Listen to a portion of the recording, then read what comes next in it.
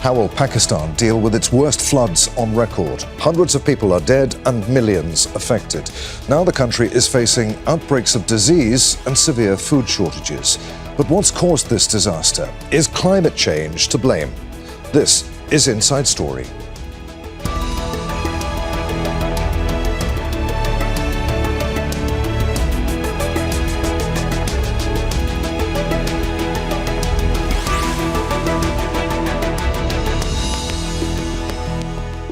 Hello, welcome to the programme. I'm Adrian Finighan. Pakistan has been hit by its worst flooding on record. Hundreds of people have been confirmed dead, farms and livestock washed away, and homes and businesses destroyed.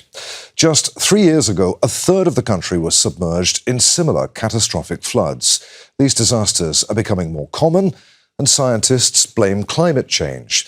Pakistan is highly vulnerable to the effects of global warming, and yet it accounts for less than 1% of emissions. So, should the countries that cause the most damage to the planet pay up? Or does Pakistan need to become more resilient? We'll put these questions to our guests shortly, but first, Imogen Kimber reports. Wading through what remains of their communities. These are some of the 2 million people affected by the worst floods in Pakistan's history. More than 800 have been reported dead, thousands of businesses destroyed, and entire villages swept away. Now in makeshift accommodation in Lahore, these people have lost everything. My house was swept away by the water and there's not a single thing left. There were solar panels there, everything was destroyed. It was a house I built, piece by piece. Swathes of farmland have been devastated, and with them, livelihoods. The floodwaters have inundated the entire area. Our children are stranded and we're facing food and water shortages. Our livestock are also struggling and our crops have been washed away. Millions of people depend on crops grown in Punjab. The state is considered the breadbasket of the nation, and so a food shortage may be round the corner. 1 million people and hundreds of thousands of animals have already been evacuated, and rescue missions are ongoing. India compounded the situation by suspending a decades-old treaty and releasing water from dams upstream. New Delhi had warned Islamabad, saying it was not trying to flood Pakistan, but was simply managing torrential rainfall. But the main cause is the unusually heavy rain this monsoon season. Scientists say it's a result of climate change, to which Pakistan is particularly vulnerable. While devastating floods, like those in 2020, are becoming more common, the country also suffers from severe and prolonged droughts. Yet it contributes less than 1% to global greenhouse gas emissions. The International Monetary Fund has allocated loans to help Pakistan bolster its climate resilience. But critics say the government is not doing enough to protect its people and farmland, and that the money is being allocated to other sectors, such as defence. Now, Pakistan will be spending billions of dollars to clean up another climate disaster. Imogen Kimber, Al Jazeera for Inside Story.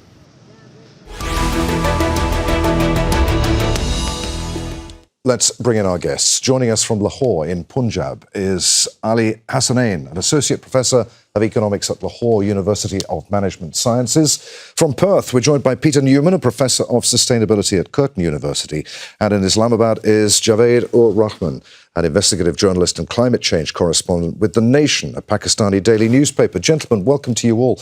Let's start with you, Ali. In 2022, Pakistan experienced one of the worst floods in its history. More than 1,700 people lost their lives. Total economic impact estimated to be in excess of $30 billion. And yet, 2025, here we are again. More than 835 people dead since June 26.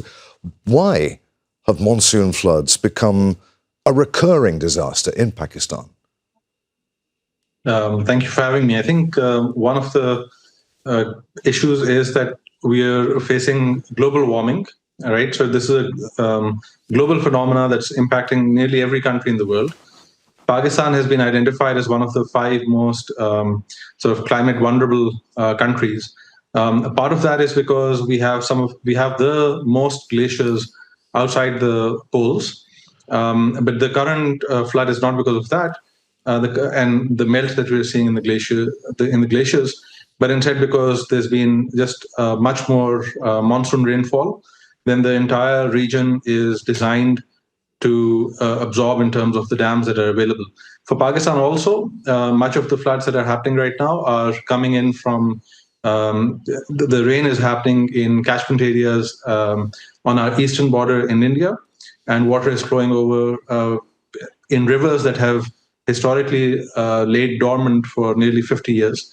So there's a lot of unexpectedness, if you will, to what's happening. And for developing countries in particular, it becomes hard to cope and to catch up with changing weather patterns. Peter, picking up on what Ali was saying, why is Pakistan so susceptible to the effects of climate change? And is climate change solely to blame for this disaster?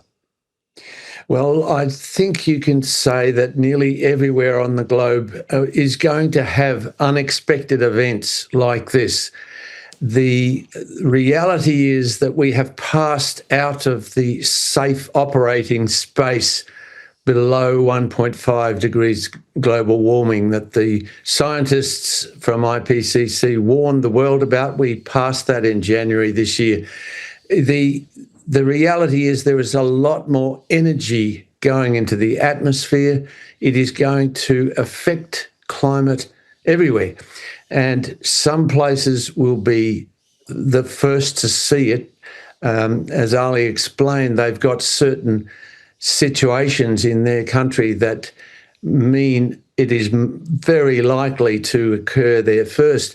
But we've got a lot of bush in our country that's very dry, and it has been burning so much more than we ever expected. So unexpected climate change is the nature of the game now everywhere across the world. Javaid, why aren't lessons being learned there in Pakistan? As we said, this isn't the first time that this has happened. Why do so many people continue to lose their lives in monsoon floods? How much blame do successive governments there in Pakistan have to shoulder due to poor disaster management, poor planning, a lack of funding? Thank you very much. Right now it's raining cats and dogs, and due to climate change effects, I have to change my place to attend your program. Pakistan is on the world's radar of a climate change disaster right now. It's because of it is because of lack of you can say policies. There is a need of long-term policies. Short-term policies will never work on this important subject. Climate change was considered as you can say as a normal subject in Pakistan for last 2 to 3 years. Now, after the floods of 2020, last floods, when 33 million people affected badly, our rulers have to raise their voice. There is a need to there is a need of a long-term policy. There is a need of a proper check on deforestation. There is a need of a check on illegal housing societies near the hill torrents. There is a need of a proper check on river beds and encroachment. There is a need of environment laws. But we are seeing that there is no continuation of the policies. After every government, we have seen that a new government have new ideas, and they are not implementing the successive government what they had planned for the environment or climate change. But if we talk about the glacier melting, in 3 to 5 years, there are threats on Himalaya, Karakoram, Hindu Kush, 65% of faster than before, they are melting. And they are posing threats to millions of the peoples. But our rulers should concentrate on it. Rescue and relief operations are not long-term policies. They are short-term measures. Okay. So Ali, I think, yes, very, very quickly, Javaid. yes, I think there should be a long-term policy and a concentration on this climate change subject. Ali, why has Pakistan's flood management infrastructure, as it stands, dams, levees, drainage systems, proved so unable to cope, despite decades of recent flooding? India, you talked about water being let into rivers further upstream. India is being criticised for letting water through overwhelmed dams on its territory. But is it to blame solely for what's happened in Punjab? No, I think that would be unfair. I think India has made some really disconcerting noises in the last few months, holding the Indus Water Treaty in abeyance, and they've had very prominent leaders of their country threatening water war, threatening to release water at times of crisis that could exacerbate dams. But to be fair, that hasn't happened yet, and I think that there is no evidence that they've worsened the current situation. I think the reason for us not being able to handle a flood of this size is that both India and Pakistan more so, are at lower stages of development. These are countries with governments that don't plan ahead very well, don't take into account forecasts as well, and certainly where forecasts don't always permeate down to ground level actions as consistently as you'd have in more developed and well-functioning governments. I think that's a fact of, and that's not just about India or Pakistan. It's let's say half or more than half of the world has low-capacity governments that are facing this sort of the consequences of global warming, which is 25% of global warming is attributed to the United States alone. I think China is a major contributor today, Europe. And so what the world at large needs to do is figure out a way to create greater capacity across the world. As your other guests have pointed out, there's been, we should expect more and more sort of novel events related to the climate around the world. And there has to be consistent shared ownership of the crisis. Okay. Having said that, Pakistan certainly can do much more, and part of the hopeful aspect of that is that improvements in sensor technologies mean that we can hope that in future crises, getting information out quicker and getting a better lay of the land will hopefully improve. Okay, but we're certainly not there yet. We'll talk a little more about who pays in just a few moments. But first of all, Peter, I want to pick up on what Javaid was saying about glacial melt in particular. What's happening with Pakistan's glaciers, and to what extent is deforestation, unchecked deforestation, contributing to the situation in Pakistan right now? Well, that's really a question for the Pakistanis, but I certainly can say on a global level that the increased temperature in the atmosphere is something that we share, and it is coming to show its impacts very clearly now. Nature is speaking. We've still got people around the world saying climate change is a hoax. Even global leaders who are meeting at the moment are not serious about it enough to get things moving. So we are going to see more of this glacial melt. The reality is that the things that are going to melt first are those that are likely closer to the temperature that enables them to melt. So there's a lot of ice in the northern areas, North Pole areas, and places like Greenland and Antarctica, which is going to take a longer time to melt. But the glaciers are really sticking up into the atmosphere there that's getting hotter and hotter. It's bound to be one of the first things that nature shows us, that real climate change that causes massive disruption. I hope we don't get climate wars over it. You can see the start of these things drawing out. there's always someone else to blame and to say that it's a problem that could have been avoided if somehow or other they hadn't done this or that.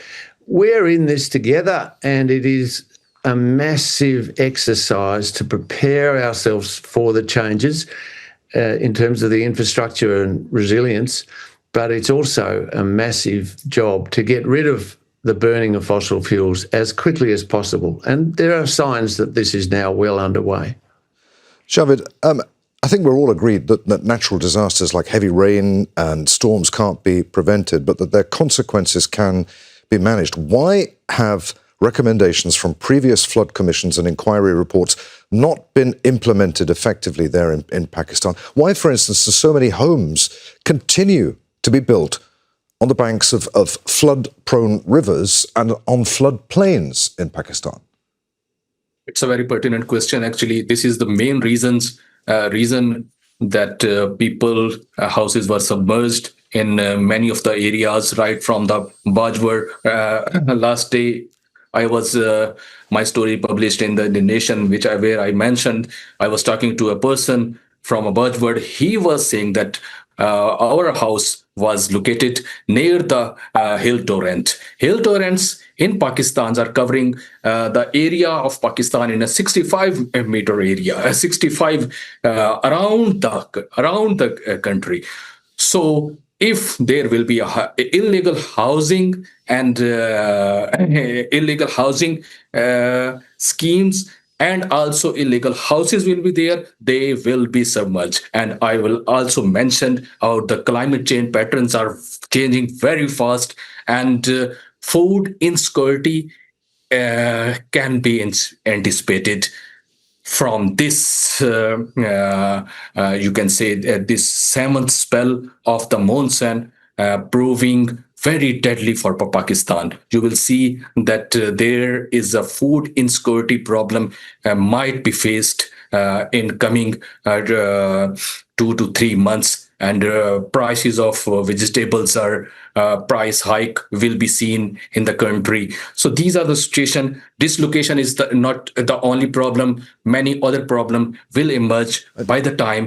Rehabilitation will be the third phase of the rescue, relief, and the rehabilitation. And third one and fourth one is that how the government tackle it for the next years, how they will tackle it. There should be a policy, there should be a long-term policy. Smart long-term policies worked. 100 years policy is the need of the hour. I will comment on it. Ali, why are the poorest and most marginalized communities in Pakistan always the hardest hit by disasters like this? What needs to happen to protect them better? I think naturally, people anywhere in the world who are situated in more marginal areas, areas that are harder to reach, more remote, harsher in terms of their climate, these are places that tend to have low rent, and so people self-select. Poorer people tend to select into those areas, and richer people away from them. But I wouldn't say that only the poorest have been hit. In Sialkot, for example, a very upscale housing society was completely inundated. Similar in Lahore also. So there has been urban flooding, extensive urban flooding, and when floods come, they don't really sort of distinguish between rich and poor.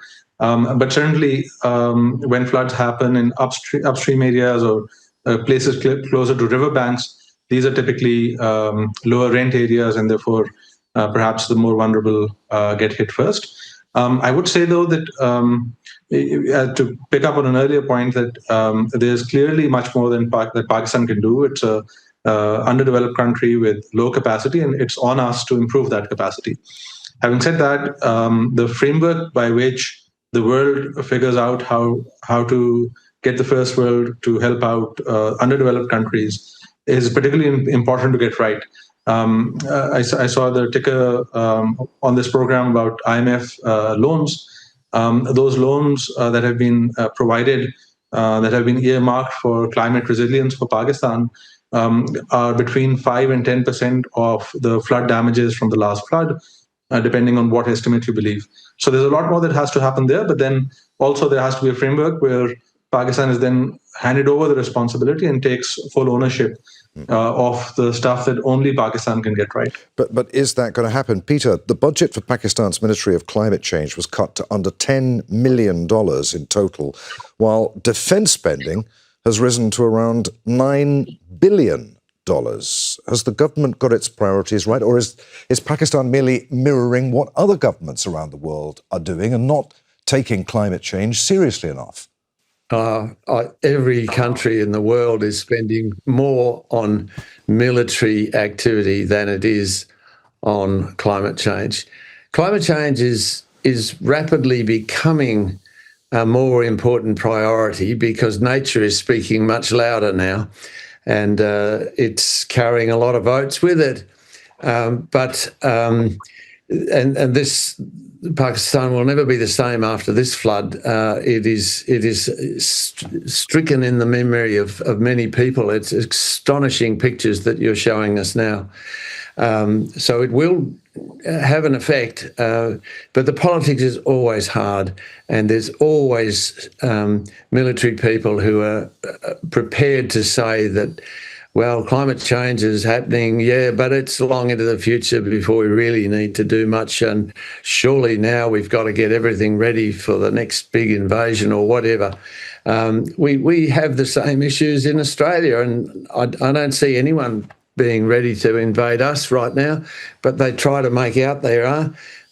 So it is an issue to win politically. We have to show that the politics of climate change is the number one issue that must be dealt with. And governments have got to enable the market to take over many of these things. There's $20 trillion worth of net zero projects now happening worldwide, but governments need to be able to open the door to enabling this. There are some governments saying, we don't want your money, we just want to build more fossil fuels. And that's really ridiculous in this situation when you see what we're seeing in front of the camera at the moment. These are terrible pictures. Javaid, given that Pakistan contributes less than 1% of global greenhouse gas emissions, one could have sympathy with the argument that it's paying a big price for other nations' sins, and it's the world's major polluters who should pay for the damage. I mean, in 2023, after the 2022 floods, UN Secretary-General Antonio Guterres said that other nations have a moral obligation to assist in Pakistan's recovery. But given that Pakistan doesn't appear to have taken sufficient action with the money that it has been given, does that argument stand up? Should countries that cause the most damage to the planet be paying for the damage that Pakistan is now suffering? I think I will second the opinion of my colleague about giving the priority to the climate change. If there are two priorities to choose one about tackling the terrorism and climate change, I will say climate change should be the first priority of the rulers to deal with it. Climate patterns are changing very fast. If you are seeing that there is a drought in September, you will see that in the next month there will be a super rain, floods, and these kind of things. So there is need to there's a need of a focus. There is a need of the concentration. There is a need of the priorities. Government, and right now in the National Assembly of the Parliament, discussion is going on the floods and earthquake on these. I think they should realize the situation. Now they should sit together, remove their differences, and raise one issue, that how to tackle, how to deal with this issue, why we are jeopardizing 33 million peoples and more than 33 million peoples living in Pakistan, living in other near the hill torrents areas, living near the glacial belts, glacials areas. So rulers should focus on it. There should be one policies, and we don't have much time to deal with the issue.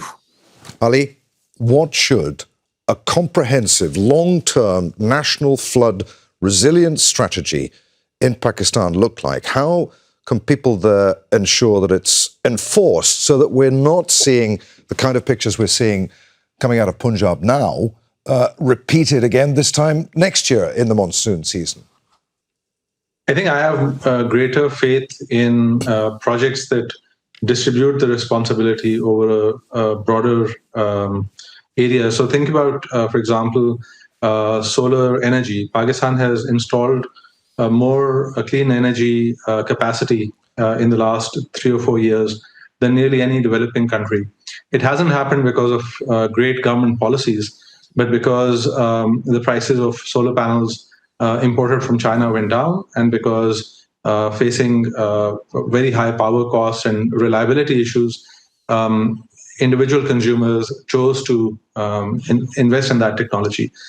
I think if there are ways to mitigate floods and droughts that allow for water storage at the level of villages, at the level of farms, that will be the most promising route.